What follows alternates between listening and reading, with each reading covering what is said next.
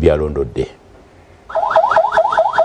Yafuuka nkola ya Kamalabyonna Charles Peter Mayiga okulambula ebitundu by'eggwanga eby'enjawulo ebiri wabweru wa Buganda ng'agendazza mu bantu ba Kabaka bawangalira mu bitundu bino amaanyi n'essuubi okubaako enteekateeka ze beenyigiramu bakyuse embeera zaabwe. Enkyaliro Katikkiro Charles Peter Mayiga abitaddemu engatto n'ayolekera e Bugisu gy'agenze okusisinkana bantu ba Kabaka abawangalirayo era aniriziddwa mu ssanyu. Katikkiro oluvannyuma ayogeddeko eri enkuyanja y'abantu abadde bamulindiridde. Badde maze emyaka 11 okuva lwe twajja wano mu nteekateeka y'ettofaali mbadde siddanga naye n'ebuvanjuba mbadde nzijayo. Abo nno nsanyuse nnyo okulaba abantu mwenna ababeera e Bugisu, eriyo Abagisu waliyo n'Abaganda. Era kirungi okubalaba nti mukyali basanyufu nga bwe nabaleka.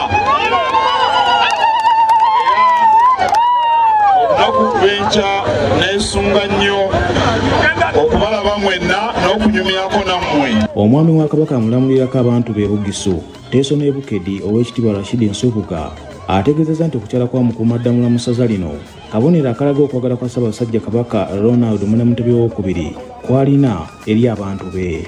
Nina essanyu lingi nnyo olwaleero okulaba nga nkyaziiza Oweekitiibwa Peter Mayiga Charles okulaba nga olwaleero yasiimye n'ajja wano Embaale e Bugisu okulaba nga alaba abavubuka be Embaale nze nga omukiise mu lukiiko lwa Buganda era ng'alamulirako Ssaabasajja Kabaka ntwala omukisa guno okuba nti mwaniriza ku lwange n'okulw'essaza ly'enkola nalyo ku ssaza nyaniriza Katikkiro wa Buganda okujja otulambula mu bendobendo lya Bugisu ne Teeso. Oweekitiibwa Nsubuga n'abaami ba Kabaka abalala bakubiriza abantu ba Kabaka mu ssaza lino okwetaba mu nsisinkano ya Katikkiro olunaku olw'enkya bamanye ebifa embuga. Biri mu byafaayo bya Buganda wano e Bugisu nti Katikkiro azze, so enteekateeka gye musuubiramu nnyingi nnyo ddala naddala eri abavubuka naffe abo abawangalira ebweru wa Buganda tulina essuubi lingi nnyo okulaba nga tutambuza obwakabaka bwa Buganda ene Bugisu ne Teeso ne Bukedi nga wennyini nga abaana abavubuka tusuubira nti balina obunyiikivu obugenda okubaawo n'obuyiiya okulaba nga bayiiya okulaba nga Ssaabasajja Kabaka omulembe gwe yabawa abavubuka kubenga kugenda mu maaso. Kigenda tuwa amaanyi okwongera okunga Abaganda nga bawulira nti Katikkiro yazze era nga bamulabyeko n'amaaso gaabwe kubanga bwe tubadde tubayitamu nga tubagamba Obuganda nga bagamba ffe baatwerabira naffe tusiima Ssaabasajja okukkiriza omusajja we najja naffe n'atulabako era atuwadde essanyu ery'amaanyi. Abavubuka bateeka okuba n'empisa n'ennono zaabwe bateeka ozimanya.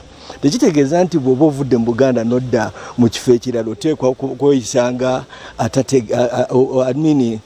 atalina mpisa wabula nti ye ajjidde ku bavubuka bonna aba Uganda.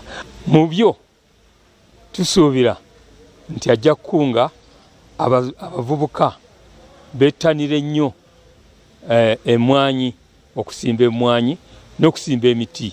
Katikkiro Mayiga e Bugisu awerekeddwa ku minisita abavubuka emizannyo n'ebitone Oweekitiibwa Ssaalongo Robert Sserwanga, minisita abavubuka okukunga abantu era omugezi w'Obwakabaka Oweekitiibwa Israel Kazwekitooke n'abalala bangi. Osiano Mukiibi ne Nelson Gonsia, BBS Terefayina ageesigika.